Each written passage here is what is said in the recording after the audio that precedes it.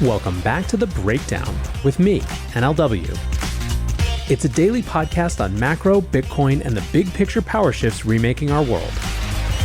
The Breakdown is produced and distributed by CoinDesk.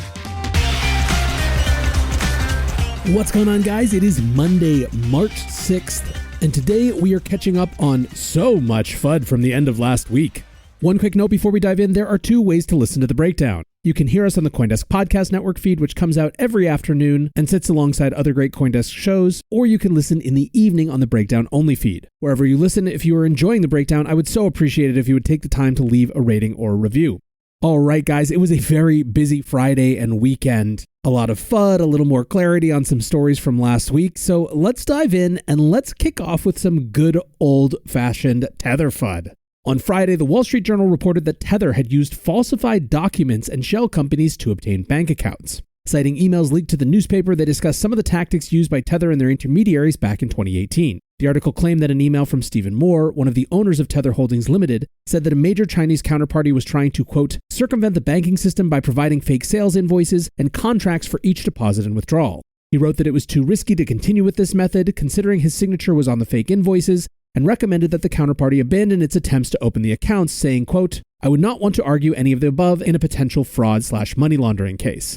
In March 17, according to the Wall Street Journal, Wells Fargo stopped processing transactions from several Taiwanese accounts that Tether had been using, and in a lawsuit filed against the bank, Tether called the move, quote, an existential threat to their business, but withdrew the lawsuit shortly thereafter. A few weeks later, on a conference call with users, Phil Potter, Tether's then chief strategy officer, attempted to calm concerns, saying, quote, we've had banking hiccups in the past. We've always been able to route around it or deal with it, open up new accounts or what have you. There's been lots of sort of cat and mouse tricks that everyone in the Bitcoin industry has to avail themselves of. The article also claims that another account opened up on behalf of Tether in Turkey was later used to funnel money to a Hamas-linked terror organization. And on top of that, the article also chronicles an attempt to funnel money through Panama using a company called the Crypto Capital Corporation. The company allegedly used a series of shell companies to move around more than $1 billion. In October 2018, around $850 million was seized by authorities in the US and Europe during an investigation into bank fraud and alleged money laundering. The seizure caused ripples through the crypto ecosystem, with Tether losing its peg and making a loan to Bitfinex, its sister exchange, to shore up Tether's balance sheet. Bitfinex claims to this day that it was defrauded by Crypto Capital Corp and is still fighting the seizures. Also, according to the documents, Tether and Bitfinex were able to open at least 9 bank accounts using shell companies in Asia over 9 days in October 2018, and argue that month Bitfinex announced to customers that it had a new, quote, distributed banking solution, but in communications with those customers, warned them to keep the details of the banking arrangement to themselves, saying, quote, divulging this information could damage not just yourself and Bitfinex, but the entire digital token ecosystem. The article also claims that Tether and Bitfinex made repeated attempts to hold a bank account with Signature Bank in New York in 2018. Signature had already closed 2 accounts tied to the companies earlier that year and rejected another attempt during the fall. An account was eventually opened up in the name of Christopher Harborne for the stated purpose of trading on Kraken. Mr. Harborne was a large backer of the UK's Conservative Party and owned AML Global. The application for the account did not state that Mr. Harborne owned roughly 12% of Bitfinex and Tether under another name. The Concrete name had been earlier added to a list of names the bank felt were trying to evade anti-money laundering controls when the company's earlier accounts were closed, but Mr. Harborne's hadn't. Compliance executives eventually questioned why an account that stated it would be trading on Kraken was receiving massive inflows from what appeared to be Bitfinex. One Signature executive wrote, quote, Bitfinex was not mentioned anywhere on the paperwork that was provided. If they are buying and selling with Kraken, why is the money only coming in from Bitfinex? The account was provisionally opened but closed soon afterwards when the bank realized the account was indeed connected to Bitfinex. So a lot going on in here, a lot of allegations. Tether, for their part, just called it FUD, releasing a blog post stating, quote, the Wall Street Journal's report about stale allegations from long ago is wholly inaccurate and misleading. Bitfinex and Tether have world-class compliance programs and adhere to applicable anti-money laundering, know your customer, and counter-terrorist financing legal requirements. Paulo Arduino of Tether also said the same thing. He said, I'm at the Plan B anniversary in Lugano. So much energy and people excited to talk about Bitcoin. While I was on stage, I heard some clown honks. Pretty sure it was the Wall Street Journal. As always, tons of misinformation and inaccuracies. Poor guys, must be difficult to be them, but we need better media. Samson Mao, the former chief strategy officer at Blockstream, wrote, Operation Choke Point can't reach Tether, so it's back to the tried and tested strategy of FUD. Wall Street Journal needs to do better. Rehashed old info mixed with misinformation and new facts they admit they can't confirm. Now that Tether is the only stablecoin left standing, the attacks will only intensify. I obviously have no idea what the truth of what Tether got itself into or how they were using these bank accounts. But I do think that the right reference point is to this discussion of Operation Chokepoint 2.0. James Murphy at MetaLawman writes, if this report is factually accurate, the Tether stablecoin is in a lot of trouble. Whatever variety of maxi you may be, the government's coordinated effort to choke off all access to the banking system will affect you. And I think this is the salient point here. The great irony of all of this is that if companies like Tether were able to actually get banking access more easily, and the crypto industry wasn't systemically discriminated against, there'd be a lot less chance for bad behavior, whether it's from Tether or others. Something sunlight is the best disinfectant, right? Anyways, that wasn't the only time the Wall Street Journal figured into the FUD conversations this weekend. Saturday reporting from the WSJ cited private chats obtained between Binance executives, which suggested that they were concerned about the quote-unquote nuclear fallout of U.S. crackdown against offshore exchanges. The messages from 2019 allegedly showed that executives at the exchange had turned their minds to the threat of U.S. regulatory enforcement and were working on plans to neutralize that threat. Binance was headquartered in China when it was founded in 2017 before shifting to Japan and then later entered a regulatory gray area with no readily identifiable headquarters. According to this piece, early on in its existence, around 1/5 of their customers were US-based. In September 2019, Binance launched its American spin-off Binance US. The California-based exchange was a partnership with BAM Trading Services, which already held money services registration with FinCEN. The WSJ reporting claims that this US-based entity was designed to appear wholly independent of Binance.com, which would bar US customers, thus shielding the offshore exchange from US regulatory scrutiny. According to interviews with former staff members and leaked private messages, the links between the two supposedly independent exchanges were much deeper than they were claimed to be.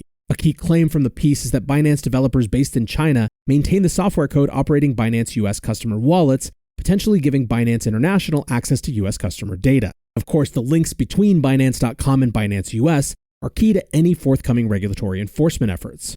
Without proving that there was effective control over the US entity, the SEC and DOJ will have difficulty proving they have jurisdiction to really go after Binance.com.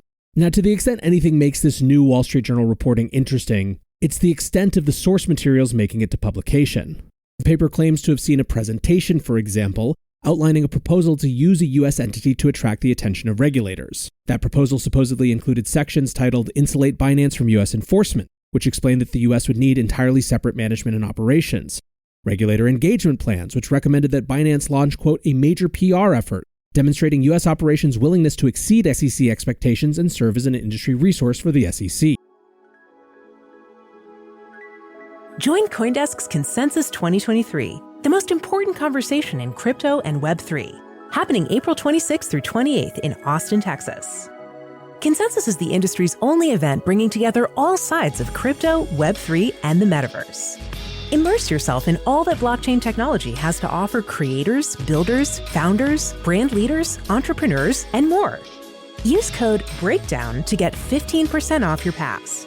Visit consensus.coindesk.com or check the link in the show notes.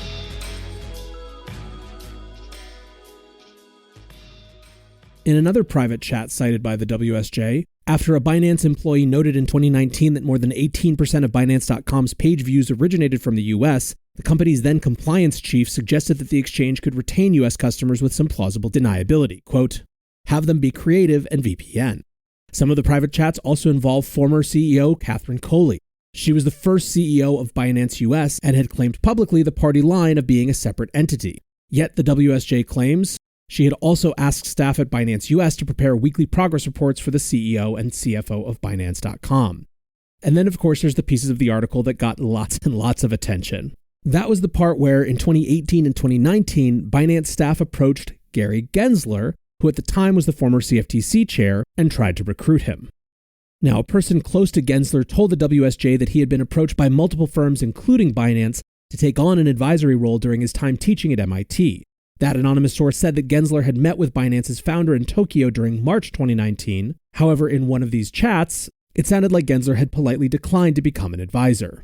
Now, to be absolutely clear as we wrap up this section, the entirety of these allegations are according to the Wall Street Journal, which is claiming to have viewed all these private communications.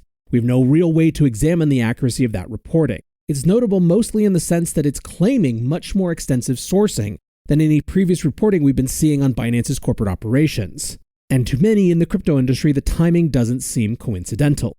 Quite relatedly, we've got more details on the SEC's argument for why Binance US shouldn't be allowed to acquire Voyager assets, something that, if you'll remember last week, a US judge said that they were quote-unquote shocked by.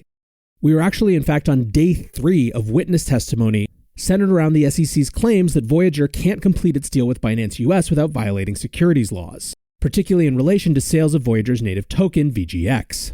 Thursday's opening session featured the judge airing his displeasure with SEC attorneys, stating that the SEC had offered little in the way of specifics about their objection and had offered no case law or analysis to support their claim that VGX was an unregistered security. In fact, the SEC appeared to be unwilling to even firmly argue that VGX is a security, only going so far as to saying that it could be. The SEC senior trial attorney representing the agency said during Friday's session that, quote, "The staff believes, based solely on the facts and circumstances currently known to the staff, that the offering and sale of VGX tokens has the attributes of a securities transaction. The staff also believes that Binance US is operating an unregistered securities exchange in the United States." That line was, of course, what got all of the narrative juice. The lawyer also noted that the SEC staff's views don't necessarily reflect the views of the 5 commissioners at the agency, and declined to comment on whether there were any enforcement actions to come based on this belief. Also during that Friday hearing, the counsel for the SEC requested a private meeting with the judge, claiming that there were, quote, "statutory limitations on our ability to share non-public information." After a brief private discussion between the judge and counsel for the SEC, Voyager, and Binance, the judge returned to court and urged the SEC to make their comments public. Quote, "This is a public court process. I believe that everyone has a right to hear anything that clarifies the foundation for the SEC's stance." As the SEC took no official stance in open court, the judge claimed he did not have any clarification even after counsel for the SEC made it clear that the staff think that Binance is operating an unregistered securities exchange. The Binance spokesperson again denied the allegation, saying, "It's regrettable that an SEC staff member would make allegations that Binance US and platforms like ours are operating an unregistered exchange without specifying the assets listed on our exchange the SEC considers to be securities." So what are the takeaways from all of this? Well, one of the popular sentiments on Twitter is that these things actually suggest not power on the part of regulators and enforcement officials, but some amount of powerlessness. That basically, rather than bringing actions against someone like a Binance, they're doing a bit of trial by press. I don't necessarily think that this is a misinterpretation. Remember, there had been reporting about a month ago that inside the DOJ, there was some fairly serious disagreement about whether they actually had enough to pursue legal action against Binance. The sort of leaks in the Wall Street Journal might reflect that. Now, when it comes to the SEC, it's clear that they are pushing to see how much they can get away with without explaining themselves along their view that basically everything in the world is a security. I continue to feel, as I did last week, that the best thing for the industry is that it gets confronted in front of judges like this and hopefully becomes forced to proactively make their case about their assertions. We have some more happening this week on that front with the Grayscale trial, so hopefully this won't be the last time this week I get to talk to you about the SEC getting called out. But for now, that's where things stand. It's going to be an interesting one. We're going to have more Silvergate drama or potentially resolution in one way, shape, or form or another. The latest around Sam Bankman-Fried is that he might be downgraded to a flip phone. And who knows what other new craziness will happen this week to rip our attention over towards it when it does. I appreciate you listening as always, and until tomorrow, be safe and take care of each other. Peace.